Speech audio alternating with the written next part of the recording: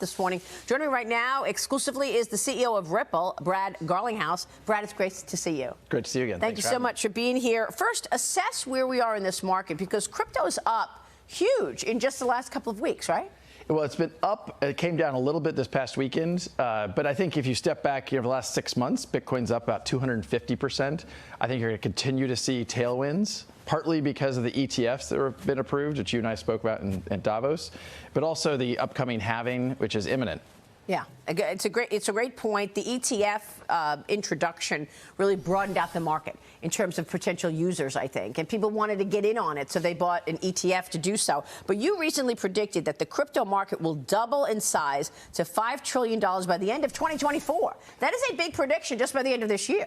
Yeah, I don't even feel like it's that big a prediction when you step back. And, you know, like any market, this is driven by supply and demand. You have decreasing supply for a whole bunch of reasons, the halving of Bitcoin being an important one. You have an increasing demand, the ETF being a key part of that. And I think it's also people realizing that crypto plays a role as an asset. You know, it's a $2.5 trillion market. Maybe it's a little less than that now. But so it's basically just predicting it's going to double by the end of the year. And if anything, I think I probably underpredicted that. I feel like Washington is still trying to understand this market, and the people writing the legislation or potential legislation here to put barriers and around this market. I don't know that they really understand the strength and the growth story here. But you think putting regulation around this, putting barriers in place is going to be a positive for this market? There is no question. I mean, one of the headwinds that has held back the market, the largest economy in the world, the United States, has been one of the most problematic for the crypto market. Innovation, entrepreneurs, and capital have flown into markets that have actually constructively engaged this market. So Dubai, Singapore, even the UK, the EU has passed legislative progress here. The U.S. has really been behind the 8 ball. This administration, I think, has taken a pretty anti-crypto stance, led by the SEC. Gary Gensler, as the chair, has really taken... Because he doesn't understand it. I think there's some... Well, maybe he doesn't. The people working for him don't. It's not clear to me. I mean, clearly, I think you have politicians, and I would frankly call out Elizabeth Warren goes out and says the only people using crypto are, you know, bad actors. It's just not true. And the U.S. should have a pro-innovation, pro-compliance policy.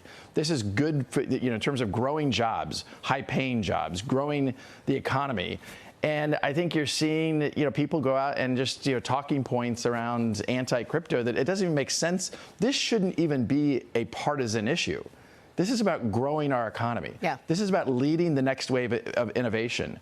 I was around Silicon Valley when the internet was booming, massive amount of value creation, massive amount of job creation. The blockchain and crypto space is here to stay, and I think that's become clearer and clearer.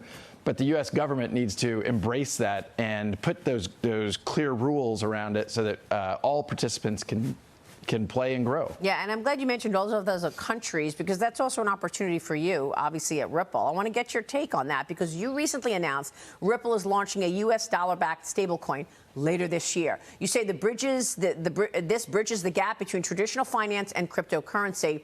Tell us how that will play out, why it's valuable, and give us the growth story for Ripple. Where does growth come from at your company in the coming 3 years?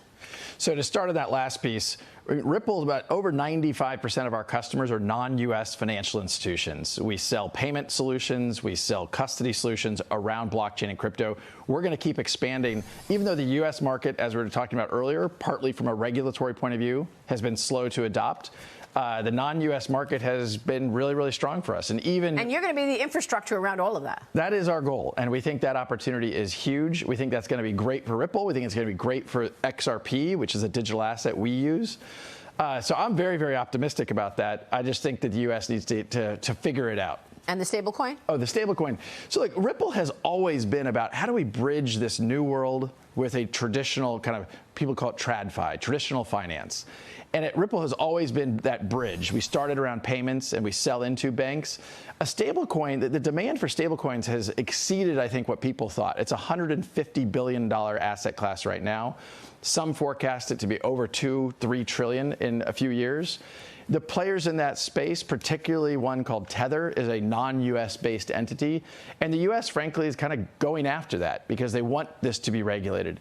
Just yesterday, there's a new bill introduced in the Senate to create some stablecoin legislation, which I think is a positive step of like, hey, finally we might get some forward momentum there. But I think that market's going to grow a lot. I think a U.S.-based player who is compliance first has a great role to play. It's a great story to tell. Brad, thank you so much for being here. It's good to see you. Great to see you.